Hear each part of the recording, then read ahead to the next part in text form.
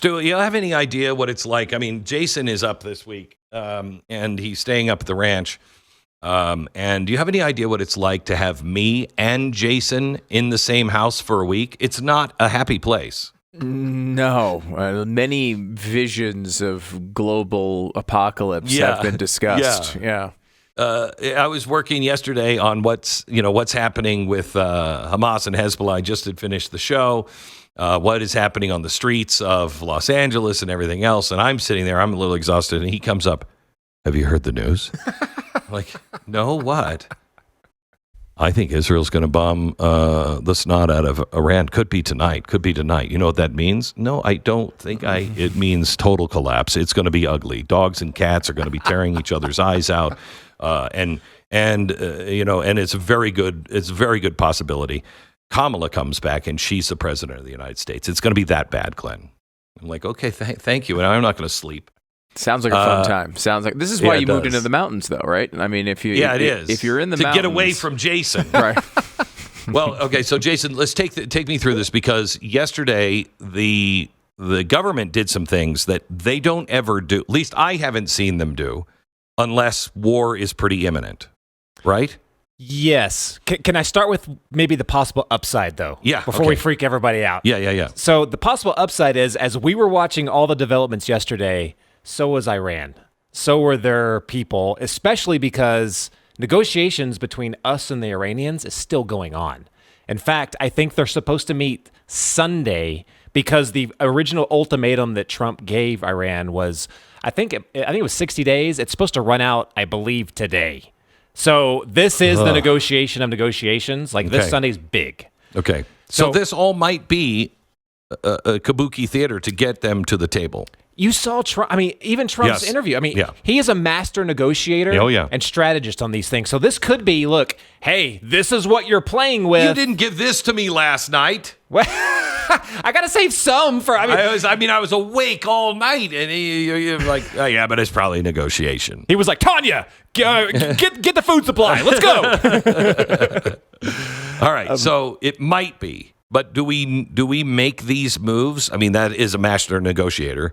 But that's an expensive move, and a big move, to pull everybody out of the embassies and to pull all of the families out from the military bases. Yeah, so that is very big. So in a single 24-hour period, we had the Pentagon authorizing the voluntary withdrawal of dependents and family members from some of these locations within the Middle East.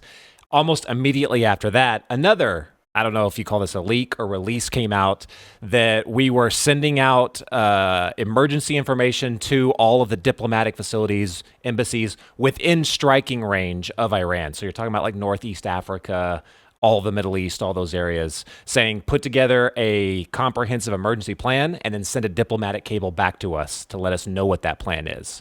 Now, at this point, we were like, okay, what exactly is going on? Now, again, at the same time, we get Senator Cotton saying that Pete Hegseth confirmed to them inside Congress, saying that, okay, now Iran is actively pursuing a nuclear weapon. And then Sky News right after that said, yes, for the first time, the UN is admitting to us that for the first time in over 20 years, Iran is just not, they don't care about any of the, the proliferation, anything. They're just going all out. Good. This was all spewing out news. Immediately within 24 hours. Stu, help me. Help me, please. Help me. You've already run away to outside of all civilization. I don't know what more help you can get. I mean, you have a shovel? I can tunnel into I can tunnel in. Remember when the dwarves? They tunneled into that mountain in one of the the Lord of the Rings thing, and they were in that mountain with the dragon and stuff. I think we could do that. You just get some shovels. Let's go. Let's go. So I know you were up until the sun rose in Tehran because you were monitoring it because you were waiting for the skies to light up. Yeah. I said this morning that I think if there's a strike, it'll happen after the stock market closes on Friday, because this would cause massive disruption. And let's just talk about first, before we get into what the response would be and what we would have to do and what other countries would have to do. when Israel goes over, they're saying they're going to bomb the nuclear facilities, but we don't think they have enough to build a bomb yet, but there's a chance. And if they don't get all of it, it's real trouble. Yeah, you best not miss. There's multiple nuclear sites within Iran.